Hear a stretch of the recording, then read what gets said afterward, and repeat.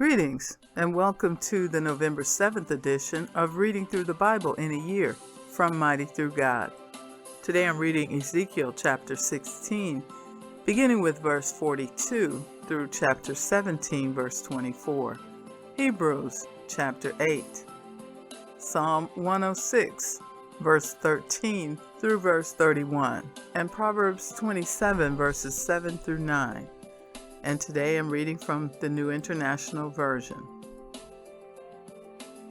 Then my wrath against you will subside, and my jealous anger will turn away from you. I will be calm and no longer angry, because you did not remember the days of your youth, but enraged me with all these things.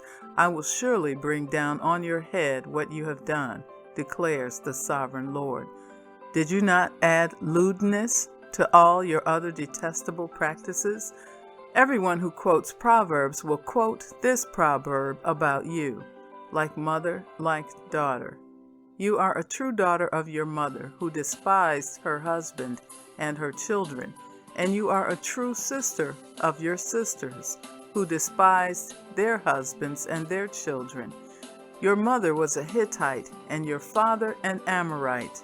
Your older sister was Samaria, who lived to the north of you with her daughters, and your younger sister, who lived to the south of you with her daughters, was Sodom.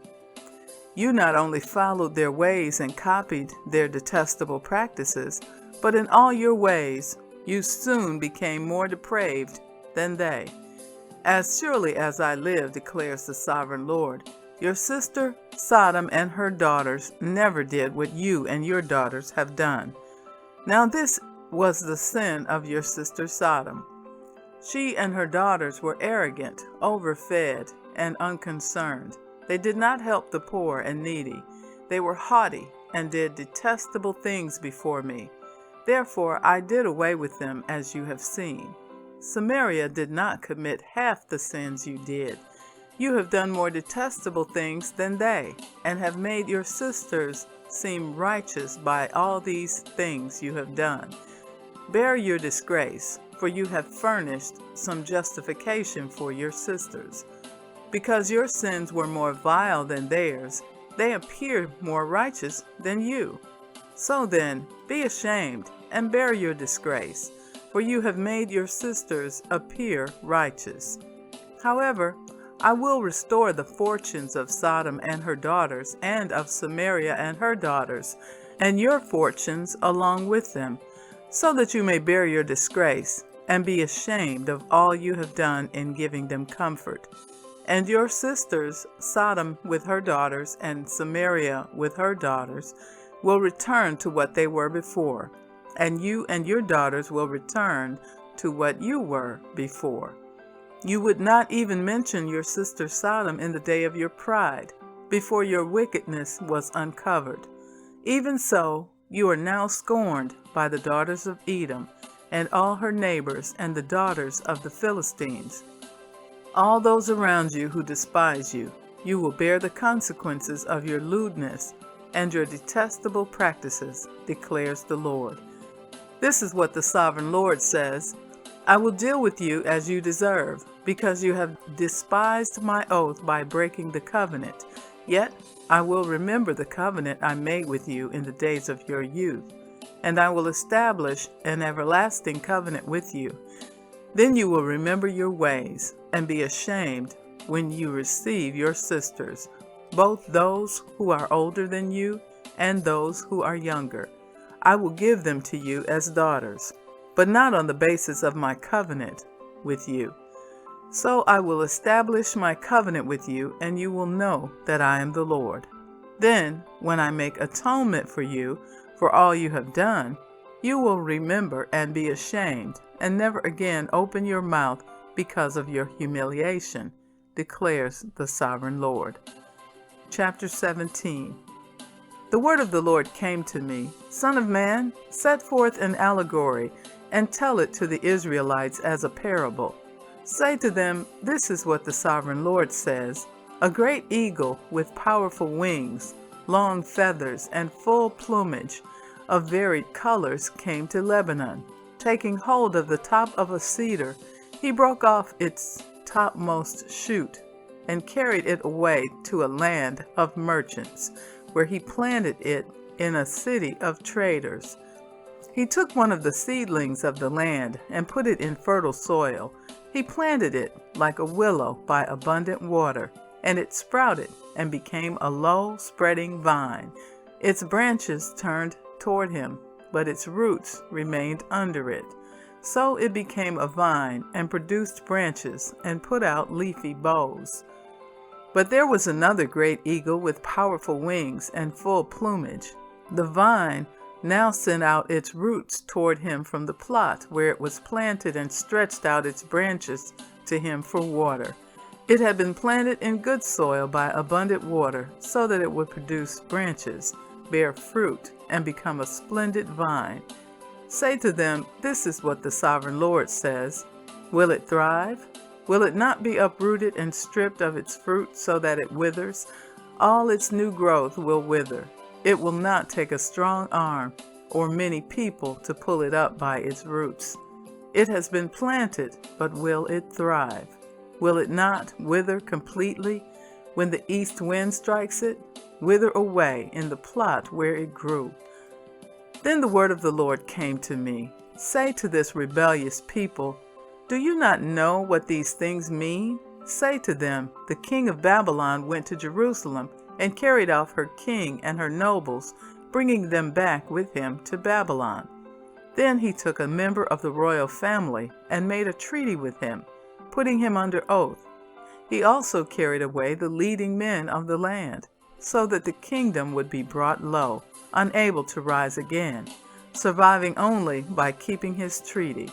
But the king rebelled against him by sending his envoys to Egypt to get horses and a large army. Will he succeed? Will he who does such things escape?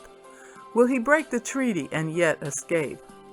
As surely as I live, declares the Sovereign Lord, he shall die in Babylon, in the land of the king who put him on the throne, whose oath he despised, and whose treaty he broke. Pharaoh, with his mighty army and great horde, will be of no help to him in war, when ramps are built and siege works erected to destroy many lives. He despised the oath by breaking the covenant. Because he had given his hand in pledge and yet did all these things, he shall not escape. Therefore, this is what the Sovereign Lord says, as surely as I live, I will repay him for despising my oath and breaking my covenant. I will spread my net for him, and he will be caught in my snare. I will bring him to Babylon and execute judgment on him there, because he was unfaithful to me. All his choice troops will fall by the sword, and the survivors will be scattered to the winds. Then you will know that I, the Lord, have spoken. This is what the Sovereign Lord says. I myself will take a shoot from the very top of a cedar and plant it. I will break off a tender sprig from the topmost shoots and plant it on a high and lofty mountain. On the mountain heights of Israel I will plant it. It will produce branches and bear fruit and become a splendid cedar. Birds of every kind will nest in it. They will find shelter in the shade of its branches. All the trees of the forest will know that I, the Lord, bring down the tall tree and make the low tree grow tall. I dry up the green tree and make the dry tree flourish. I, the Lord, have spoken, and I will do it. Hebrews chapter 8. This section is titled The High Priest of a New Covenant. Now the main point of what we are saying is this. We do have such a high priest who sat down at the right hand of the throne of the majesty in heaven, and who serves in the sanctuary, the true tabernacle set up by the Lord, not by a mere human being. Every high priest is appointed to offer both gifts and sacrifices, and so it was necessary for this one also to have something to offer. If he were on earth, he would not be a priest, for there are already priests who offer the gifts prescribed by the law. They serve at a sanctuary that is a copy and shadow of what is in heaven. This is why Moses was warned when he was about to build the tabernacle. See to it that you make everything according to the pattern shown you on the mountain. But in fact, the ministry Jesus has received is as superior to theirs as the covenant of which he is mediator is superior to the old one, since the new covenant is established on better promises. For if there had been nothing wrong with that first covenant, no place would have been sought for another. But God found fault with the people and said, "The days are coming, declares the Lord, when I will make a new covenant with the people of Israel and with the people of Judah. It will not be like the covenant I made with their ancestors when I took them by the hand to lead them out of Egypt, because they did not remain faithful to my covenant, and I turned away from them, declares the Lord. This is the covenant I will establish with the people of Israel after that time, declares the Lord. I will put my laws in their minds and write them on their hearts. I will be their God, and they will be my people. No longer will they teach their neighbor or say to one another, 'Know the Lord,' because they will all know me, from the least of them to the greatest, for I will forgive their wickedness and remember their sins no more." By calling this covenant new, he has made the first one obsolete, and what is obsolete and outdated will soon disappear. Psalm 106, beginning with verse 13. But they soon forgot what he had done and did not wait for his plan to unfold. In the desert, they gave in to their craving. In the wilderness, they put God to the test. So he gave them what they asked for, but sent a wasting disease among them. In the camp, they grew envious of Moses and of Aaron, who was consecrated to the Lord. The earth opened up and swallowed Dathan. It buried the company of Abiram. Fire blazed among their followers. A flame consumed the wicked. At Horeb they made a calf and worshipped an idol cast from metal. They exchanged their glorious God for an image of a bull which eats grass. They forgot the God who saved them, who had done great things in Egypt, miracles in the land of Ham, and awesome deeds by the Red Sea. So he said he would destroy them, had not Moses, his chosen one, stood in the breach before him to keep his wrath from destroying them.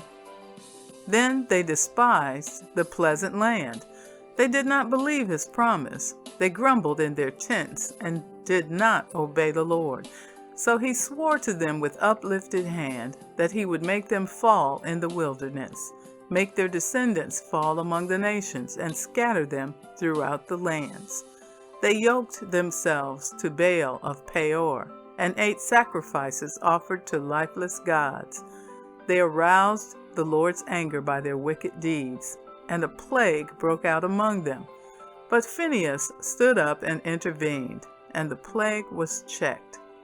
This was credited to him as righteousness for endless generations to come. Proverbs 27, verses 7 through 9. One who is full loathes honey from the comb, but to the hungry, even what is bitter tastes sweet. Like a bird that flees its nest is anyone who flees from home. Perfume and incense bring joy to the heart, and the pleasantness of a friend springs from their heartfelt advice. And so concludes the reading for November 7th. May the Lord continue to bless you indeed, and be sure to tune in tomorrow for another edition of Reading Through the Bible in a Year on podcast and on YouTube. Be blessed.